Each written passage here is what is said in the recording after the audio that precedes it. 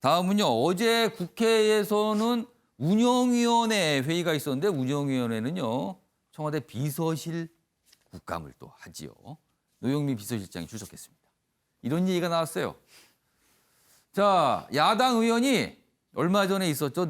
이 언론에서 좀 지적도 받았는데 이른바 재인산성은 국제망신이다. 그러니까 광화문에 차벽을 세운 걸 말하는 거예요. 그걸 이렇게 묘사를 했군요. 이렇게 얘기하자 노영민 실장은 그 당시 집회 주동자는 살인자입니다. 이렇게 얘기한 거예요. 깜짝 놀랐죠. 조금 굉장히 강한 표현이잖아요. 운영이 청와대 국감 광화문 집회 사고 설전이 벌어졌다. 여기 보면은 박대출 의원은 코로나 소굴에 국민을 가둔 것이다. 이런 걸 뭐 가둔 것 치하했다. 그러니까 경찰에 대해서 잘했다고 한 거를 이렇게 본 거죠. 아니 국민을 가둔 걸 치하했습니까? 이렇게 본 건데 노영민 실장은 의원이 불법 집회 참석자를 옹호하는 겁니까? 또 이렇게 받아쳤습니다. 다음 기사 하나 더 보겠습니다.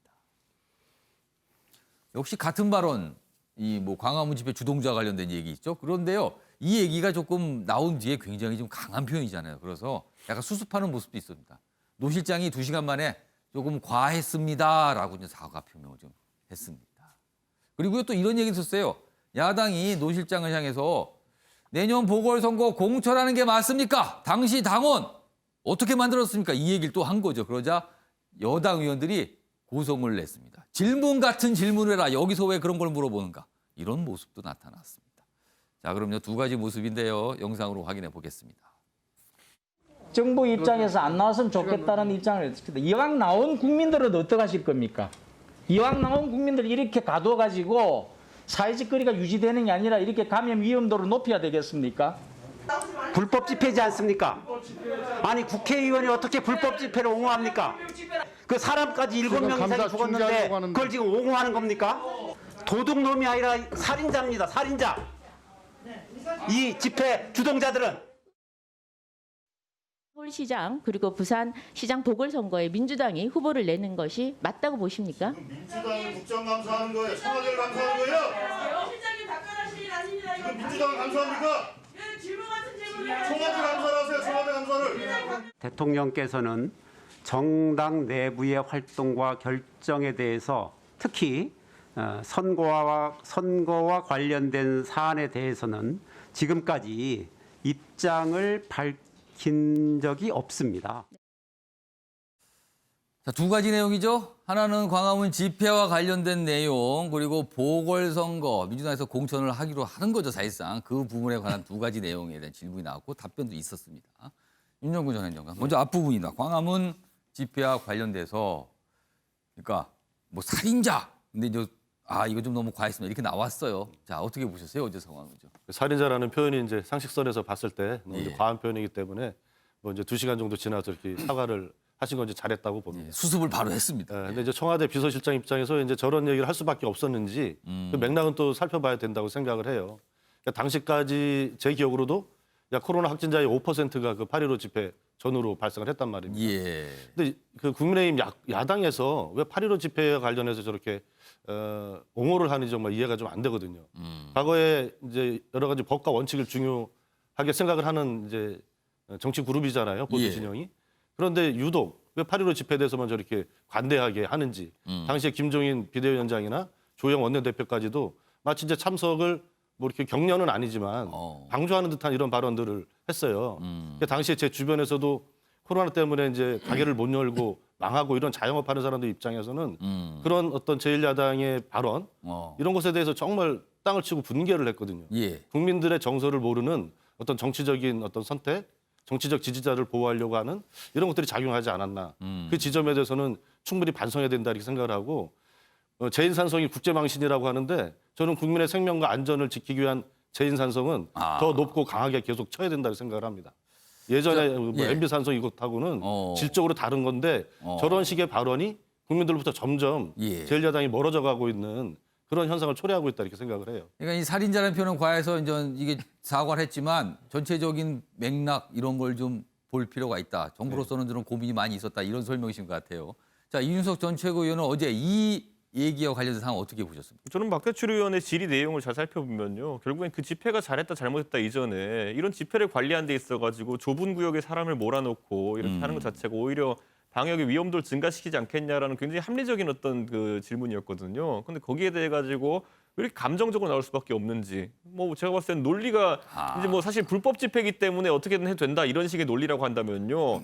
앞으로 그러면은 뭐 우린 수많은 이제 불법 집회를 맞이하게 되거든요. 예. 노조에서 할 때도 있고 이렇고 뭐 억울하신 분들이 굉장히 강하게 주장을 하실 때도 있고 한데 그런 집회들에 나와가지고 뭐 이런 거 하는 분들은 다 살인자고 이렇게 해야 됩니까? 만약에 방역 상황 때문에 이렇게 해야 한다면은 이태원 클럽에 가서 그럼 놀던 사람 다 살인자입니까? 보면은 저는 이 살인자라는 표현 자체가 기본적으로 진영 논리에 기반했다 이렇게 보는 예. 것이 자신들과 뜻이 맞지 않기 때문에 이 사람들은 악의 축이다라고 이제 보는 관점이 아닌가. 이게 청와대 비서실장의 입에서 나올 얘기인가라는 생각하고요. 예전에 이제 오바마 대통령이 당선되기 전에 미국 사람들의 아주 어려운 문제를 하나 풀어낸 게 있습니다. 뭐냐면 이라크 전쟁 때문에 국론이 분열됐었는데요. 예. 오바마 그 당시 상원의원이 가서 연설을 통해 뭐라고 얘기했냐면요. 이라크 전쟁에 찬성하는 애국자도 있고 반대하는 애국자도 있습니다라는 말을 했어요. 근데 그 문구가 4년 뒤에 오바마를 대통령으로 만듭니다. 애국자다라는 표현을 쓴 거예요. 찬성하는 애국자도 있고 반대하는 애국자도 있습니다. 찬성하는 예. 애국자에 반대하는 매국노다 이게 아니거든요. 저는 이번에 노영민 실장께서 그런 어떤 정신을 살려가지고 앞으로 표현을 좀 조심스럽게 하셔야 되는 것이 아니냐. 살인자가 뭡니까? 누가 사람 죽였습니까 거기서? 아무튼 어쨌든 설정이 벌어졌고요. 또 한 가지, 뭐 다음 기사에 그 아까 내용 소개해드렸죠. 보궐선거와 관련돼서 야당 의원이 노영민 실장에 질문하자 이제 여당 내에서 아니 여기가 민주당 국감입니까? 왜 그런 질문을 합니까? 답하지 마세요. 근데 뭐 결국 답은 했습니다만 이제 원론적인 답변을 했죠. 박찬환 교수님하고 윤영걸 전 대표께 짧게 이제 질문 드리겠습니다. 그 상황은 어떻게 읽으셨습니까? 뭐 저는 말 그대로 국회가 정쟁만 하는구나. 뭐 코로나에 대해서 사실 그 당시에 8월 당시에 확산 위기다라고 하는 걸 모든 사람들이 다 얘기를 했잖아요. 그런 상황에서 모이지 말라는데 굳이 모여서 코로나가 확산되는 계기를 만든 거에 대해서 국민들이 그 당시에 분노했었고 그것에 대해서 뭐 재인산성은 국제 망신이다 얘기하는 거는 그건 이제 정치적인 얘기인 거죠. 또 마찬가지로 집회 주동자는 살인자다. 이것도 너무 과한 얘기입니다. 예. 그러니까 양극단만 자기에게 유리한 측면만 꼬집어서 이야기하는 국정감사 역시 국회는 정쟁하는 곳이구나. 이거를 또 한 번 느끼게 만들고요. 사실 특검도 마찬가지고요. 그다음에 지금 이제 서울시장, 부산시장 공천하는 문제도 마찬가지고 그거는 청와대에 물을 일이 아니죠. 근데 굳이 그것을 갖다가 끄집어내서 예. 옛날에 문재인 대통령이 당 대표 시절에 만든 거니까 근데 문재인 대통령이 아니잖아요. 비서실장이잖아요. 비서실장한테 굳이 그러니까 묻는 게 야당의 질문의 연결고리는 그 부분에서 찾은 거예요. 그렇죠. 그 연결고리 딱 하나인데 예. 당사자도 아니고 비서실장이 뭐 대통령을 대신할 수는 없는 거 아닙니까? 좀 그런 점에서 청와대에 대해서 특검으로 받아들일 거냐 말 거냐 또는 뭐 후보를 낼 거냐 말 거냐 이렇게 묻는 것 자체가 예. 뭔가 생산적인 거를 도출해내려고 하는 국감이 아니라 예. 자신들의 주장을 좀 돋보이게 하기 위한 그런 뭐 역시 정쟁 아니냐 그런 측면에서 보면 좀 정쟁의 국감이 계속 펼쳐지고 있는 것 같다. 국민 입장에서 보면. 자, 윤영걸 전 대표께서는 이 보궐선거와 관련된 질의와 답변이었죠. 중간에 좀 고성도 있었는데요. 어떻게 읽으셨어요? 뭐 질문도 사실 뭐 청와대 비서실장한테 할 질문은 아니죠. 예, 보궐선거 뭐 출마를 민주당에서 하느냐 안 하느냐를 뭐 청와대에서 물론 뭐 영향력은 행사하겠습니다. 결정하는 건 아닌데 마땅치 않은데 그거를 답변을 하는데 또 민주당 의원이 또 그거 답변하지 말라고 또 이렇게 나서는 모습. 그러니까 그 미국 대선에 지금 뭐 서로 승복 안 하고 편가르기 하고 싸우고 예. 그러잖아요. 그런 모습을 너무 보이는 거 아니냐. 그리고 노영민 비서실장도 저는 점잖은 시인으로 봤거든요. 옛날 시집도 내고 그렇습니다. 시집 신용카드 단말기 갖고 긁다가 그 책임지고 그만두셨잖아요. 얘기를 또 살짝 여기서 또 하시네요. 그러면은 어제 예. 그 질문이 좀 거꾸로워도 좀 시적으로 대답하면 안 될까요?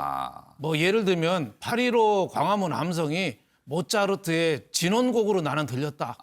코로나로 인한 죽음을 부르는 진원곡으로 들렸다라든지 좀 그런 시적으로 표현하면 충분히 알아들을 텐데 예. 거기 모인 사람은 다 살인자다. 조금 표현이 강하다. 왜 그러냐면 비서실장은 대통령의 입을 대신하는 사람이거든요. 예. 그 비서실장 얘기를 사람들은 대통령의 생각으로 들어요. 그러니까 그 편가르기 너무 과격한 언어 그건 좀 자제하고 본연의 업인 시인으로 좀 예. 돌아갔으면 좋겠다. 이런 생각을 좀 했습니다. 이 노영민 실장의 발언에 대해서 윤영걸 대표께서 말씀하셨는데 정확하게 제가 다시 알려드릴게요. 집회 주동자는 살인자다 이런 얘기를 해서 이게 논란이 됐고 본인이 살인자라는 부분에서 좀 지나쳤다, 과했다 이렇게 좀 사과했다는 내용까지 담겨 있습니다.